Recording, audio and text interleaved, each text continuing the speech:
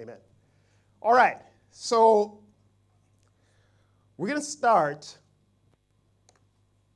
with talking about how Genesis 1 and Genesis 2 to 4 are connected. And what we've been doing, as I said in the introduction, is we've been talking about reading the Bible as a story.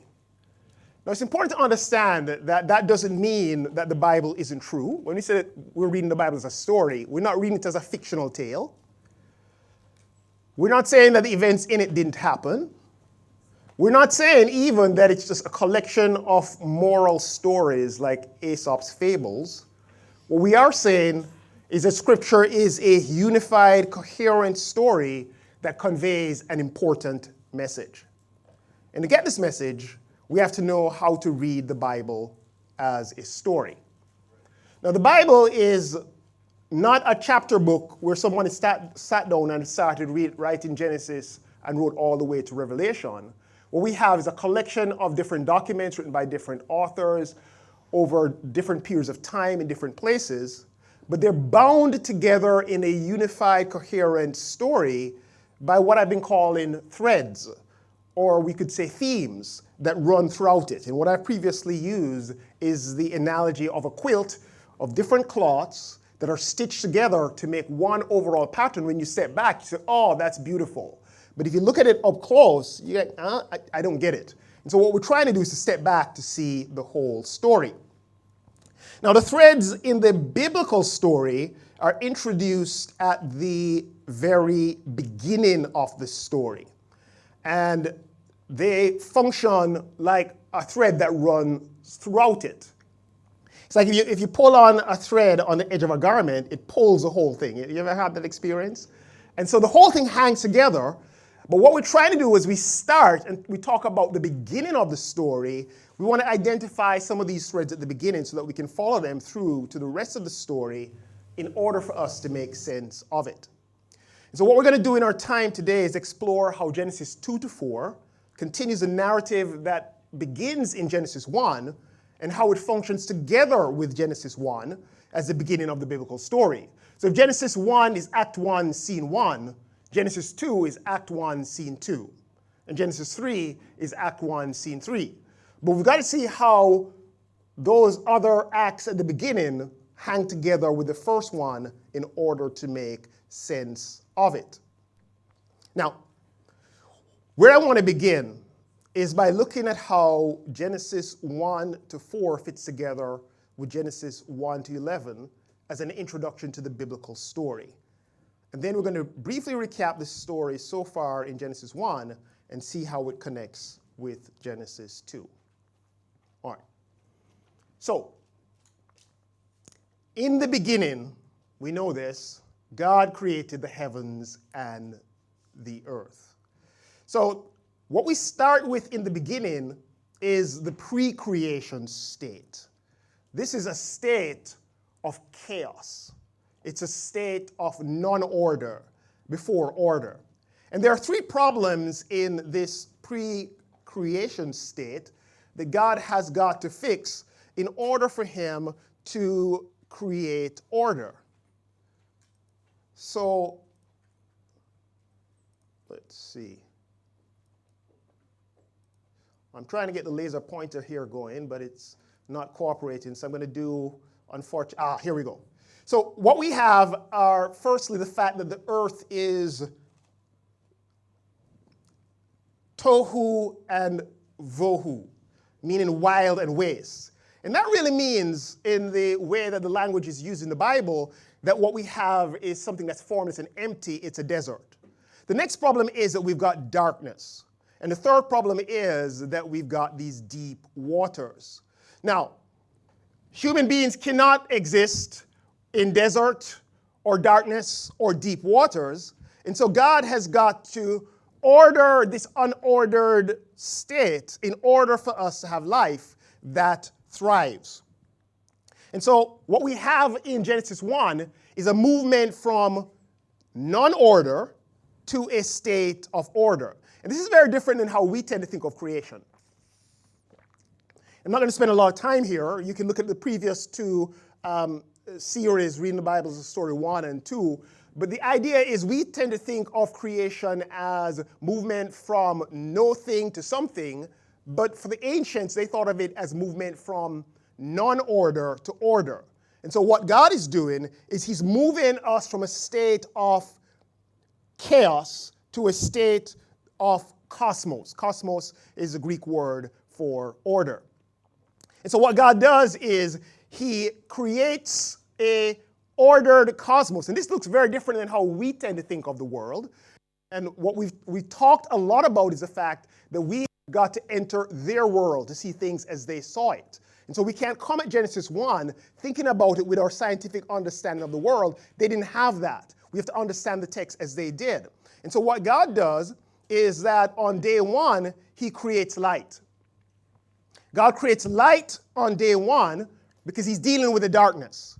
And he separates the light from the darkness, and he names the light day and the darkness night. Then on day 2, what he does is he creates the firmament or the rakia. And that separates the waters above from the waters below. So if you look right here, what we're talking about is a firm surface, kind of like what you'd call a canopy or something like that God creates that separates the waters above from the waters below. And if you're hearing this is very disorienting. All I can say to you is maybe go back to reading the Bible as a story 1 and 2, but this is a world in which the Bible is being written.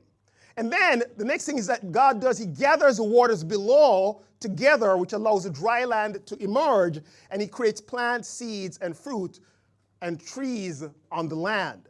And then on day 4, he puts lights, which are the sun, the moon, and the stars, in the firmament to separate and to rule the day and the night. So in days 1, 2, and 3, he's forming, he's shaping.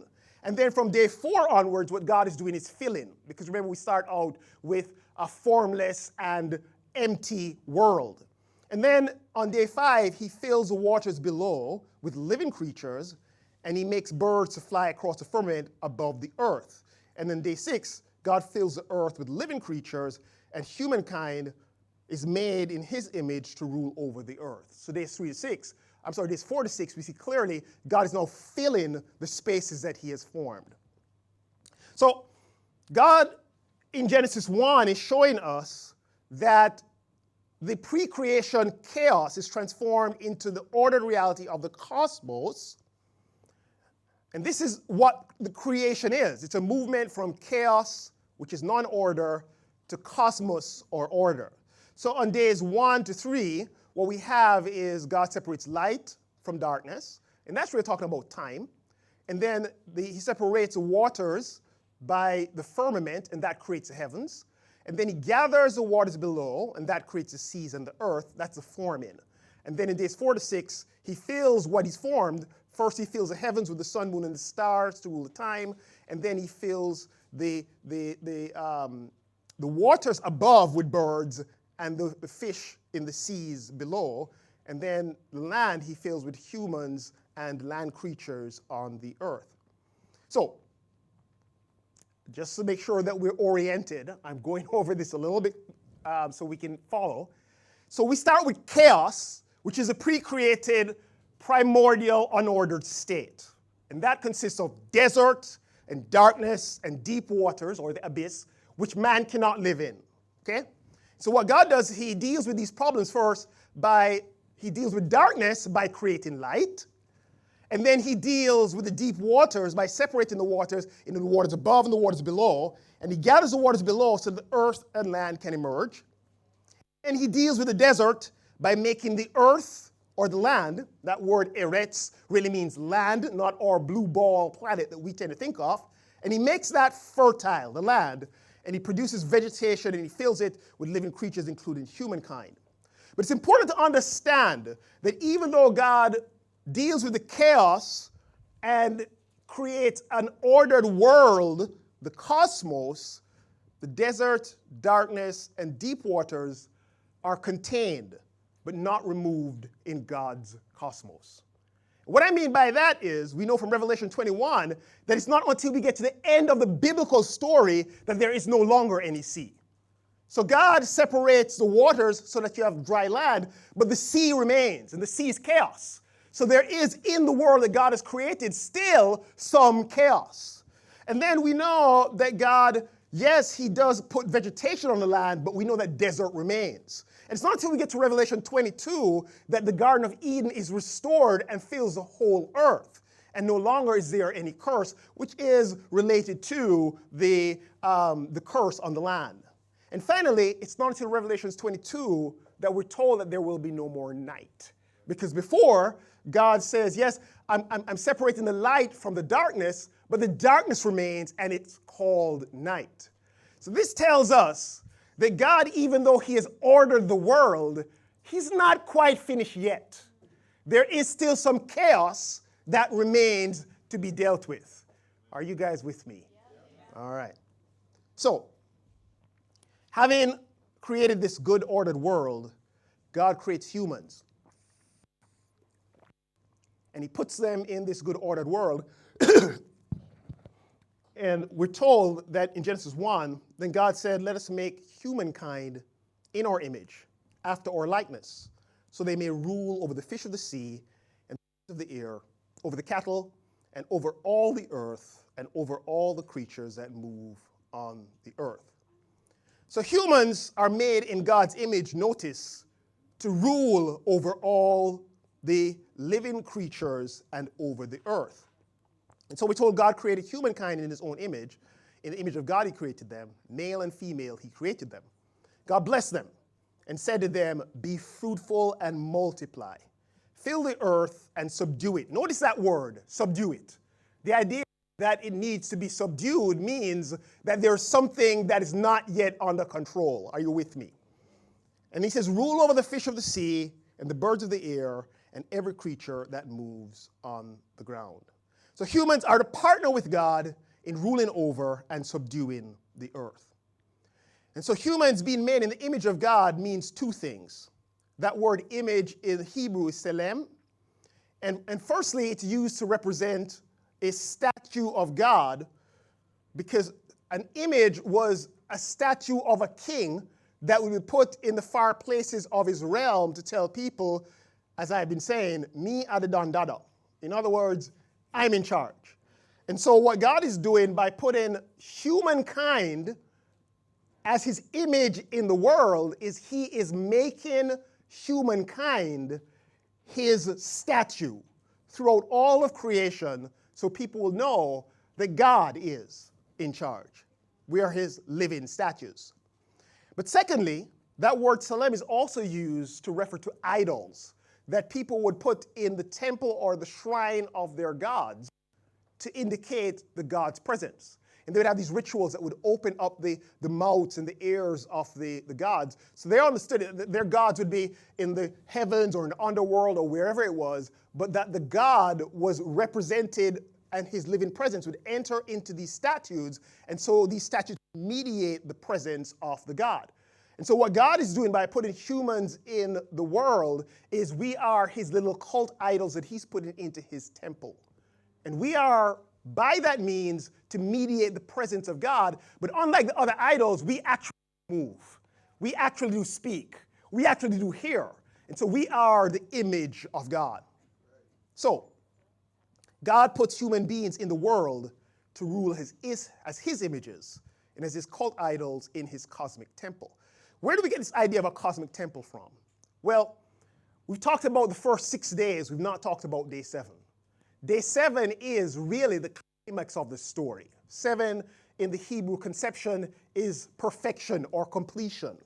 And so on day 7, we're told that God rests. And what that means is that God enters into the cosmic temple that he has built.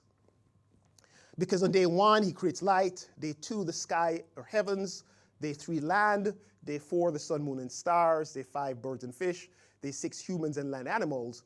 But on day 7, God rests, and that means he enters the cosmic temple to dwell with man. And so God creates a world as a cosmic temple to dwell with man and enters his rest to do so on the 7th day. That's where the story takes us up to Genesis 1.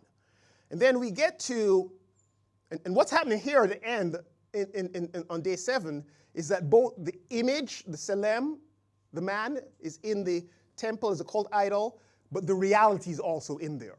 Both the actual God and his image are now in the temple. So we're now cooking with gas. God is designed it, he set it up exactly the way that he wants. He's gone in to live with man. And then we get to Genesis 2, verse 4. So having finished giving us a creation account in Genesis 1 to 3, the writer of Genesis says in Genesis 2:4, this is the account of the heavens and the earth when they were created, when the Lord God made the earth and the heavens. So this is obviously the introduction to a new section, and it seems a new creation account. Now, if you look at different translations, you will see that the word translated here as account has been translated in a number of different ways. The NET and the NLT also has account. The CSB has records of the heavens and the earth concerning their creation. Here's the NKJV. This is a history. And then in the footnote, they put the Hebrew is Toledoth, which literally means generations, of the heavens and the earth when they were created in the day that the Lord God made the earth and the heavens.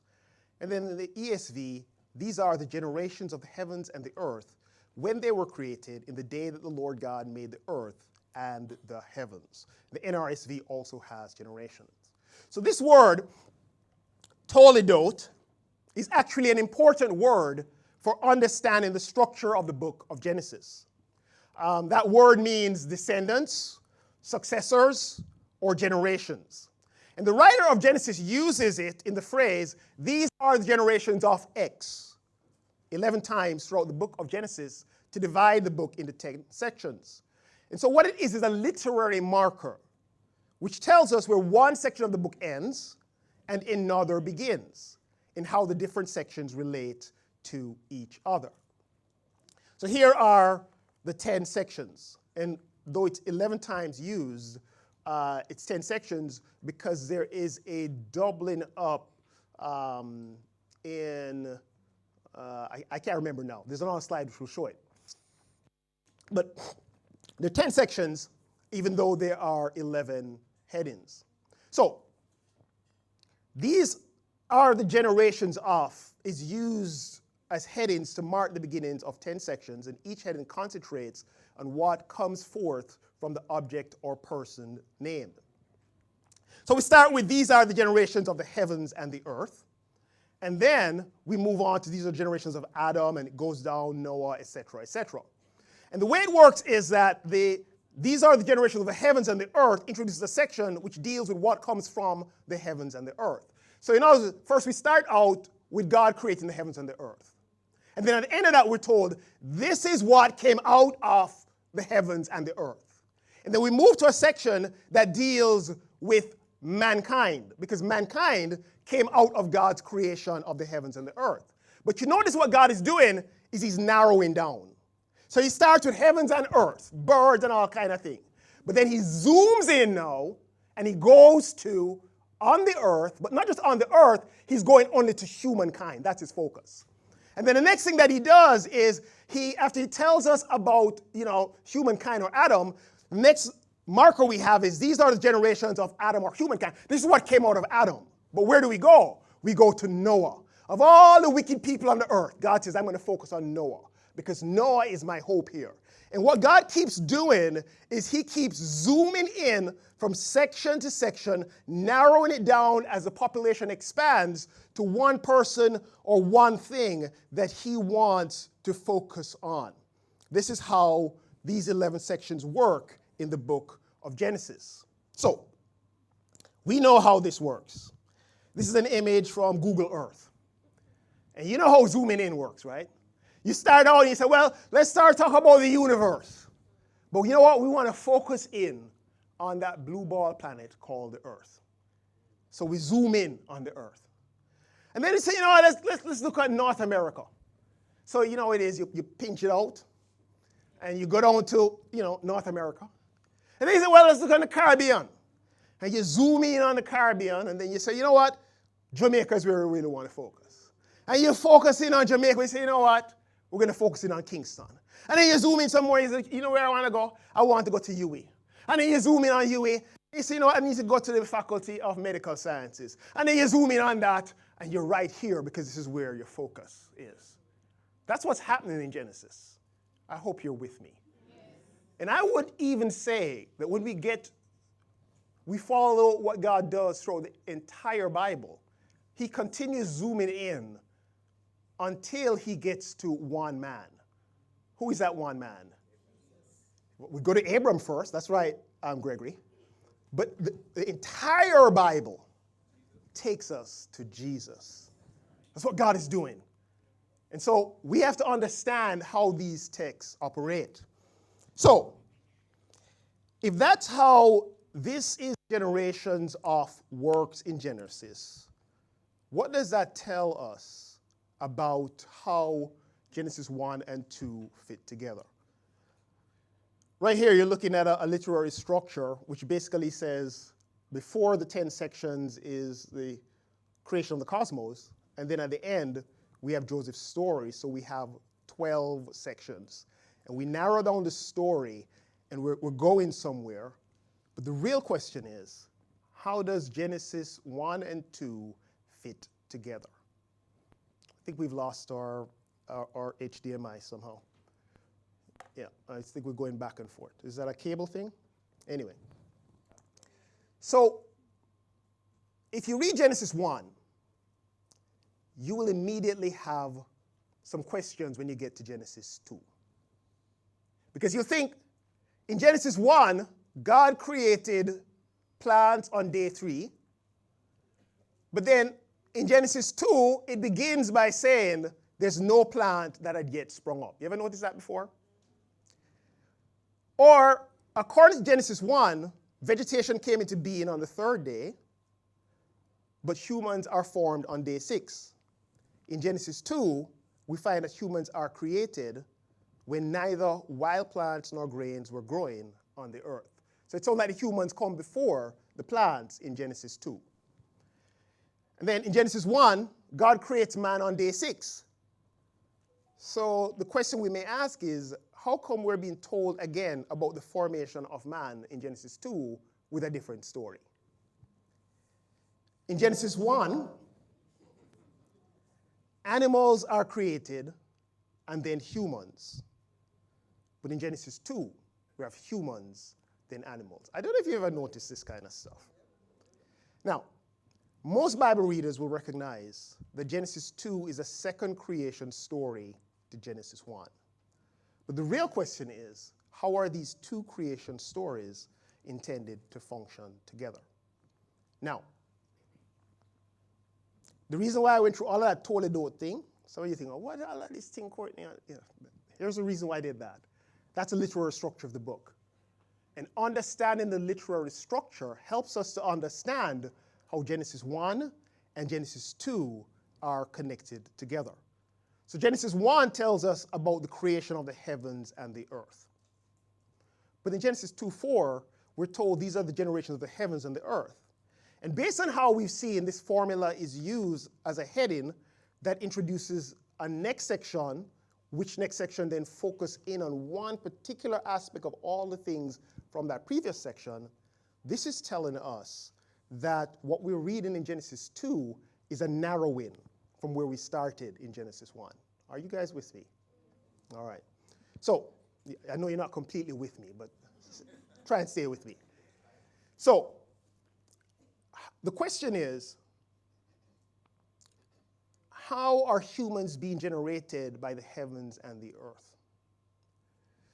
So, we're told, for instance, that man is made from the ground.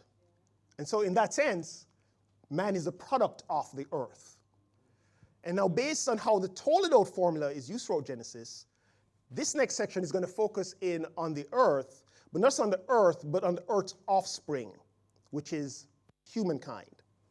So out of all that is created in the heavens and the earth in Genesis 1, Genesis 2 narrows the focus of the story down to only humankind.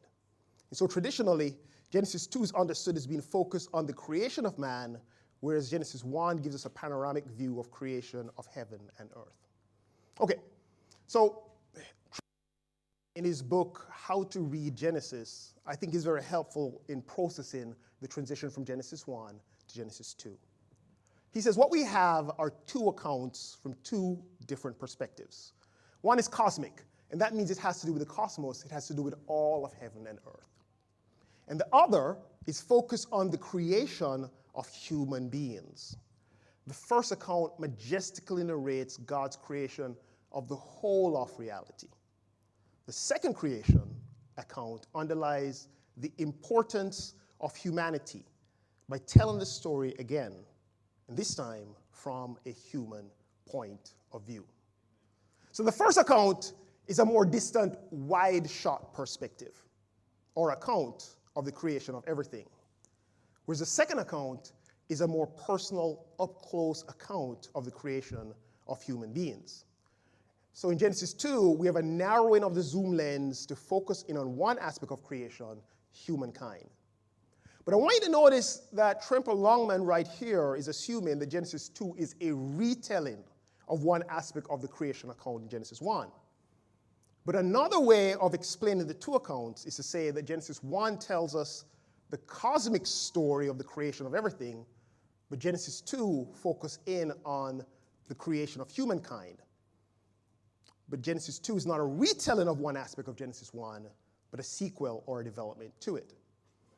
So, Derek Kidner, I think, is onto this other perspective. Really what we're saying is another way of describing the relationship between Genesis 1 and Genesis 2 is to say that one is cosmic and the other is localized. He says, it's misleading to call this a second creation account, for it hastens to localize the scene, passing straight from the world at large to a garden in the east.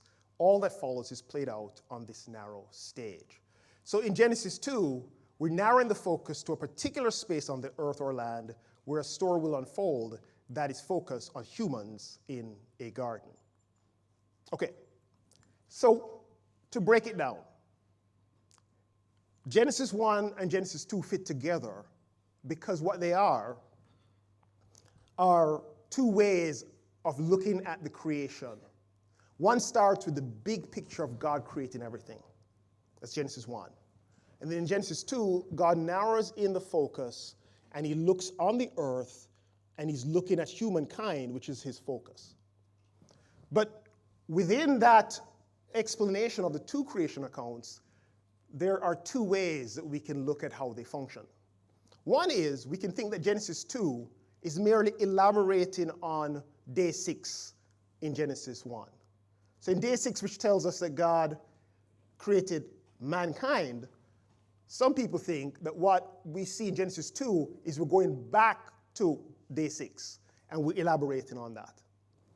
But another way of looking at it is that Genesis 2 is a sequel to Genesis 1, and it's focused on one space on the created land and the humans in a garden. So we're not going back to day 6. We're continuing the story, but we're continuing the story by looking at humankind in a garden. Are you guys with me here? Yeah, you got a question, Marlon? Okay, I'll take it, but I'm not going to open up the gorge. Yes. Continuation is continuing after God had rested, because they had a climax Yes. in the first story. Yes. But then, at the climax, that would have ended. So, I'm just trying to reconcile that. Yeah, right. So God creates a whole thing, and he goes into what he's created. You realize that God was not in heaven before it was created, right? Because he created it. Heaven is a part of the cosmos. Right. What does Solomon say? He says, even the heavens, can that contain you? God is bigger than heaven. Are you with me? When God goes into heaven, he must squeeze up himself. Are you with me? Yeah. So God creates a whole thing, heaven, earth, sea, as a cosmic temple for him to dwell with man. And so when he goes in, he's going into heaven. Okay? That's day 7. And so there are two ways of looking at it. Some people say when we get to Genesis 2, we're back to day 6, where God is creating humankind and is telling us how that happened. But another way of looking at it is that we're not in day 6, we're post day 7. really, we are in day 7 because day 7 doesn't end. So what we have is an explanation of what God does, but now we're moving from the big picture of the entire world, and we're coming down to one little space on the dry land where God makes a garden and he puts a man. And that's the focus of our story. Yeah? So there's one of these 2 ways that we can look at it. Don't worry, we're going to have some Q&A and some chance to discuss and process it. Hang with me here. All right. So if we say that Genesis 2 is elaborating on day 6, so this is one view. This is the view that in Genesis 2, we've gone back to day 6 when God creates mankind, and it's given us more details about it. You with me? There's some challenges with that. Firstly, Genesis 2, 5 to 6, which talk about the fact that there were no plants on the land, doesn't quite make sense because in Genesis 1, God creates the plants on day 3, not day 6. So if we're back to day 6, we have a problem because we, in day 6, would have no plants. And we know in Genesis 1 that plants are created on day 3.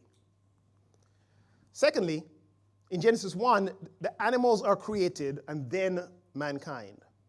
But in Genesis 2, we have the humans. God says Adam is alone, and God brings the animals to Adam, so the animals are coming after mankind. So that doesn't quite gel. And then it's hard to imagine the events of Genesis 2 taking place in one day. If Adam is going to name all the animals on the earth, that's a lot of animals. But maybe we're reading it a little bit too literally.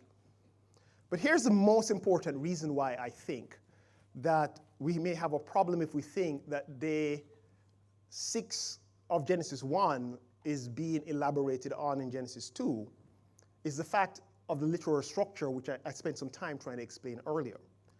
The heading, "These are the generations of," in Genesis 2:4a, occurs 10 times in Genesis to begin a new account, and is always used to introduce a sequel in the other occasions, but is never used to bring the reader back into the middle of the previous account.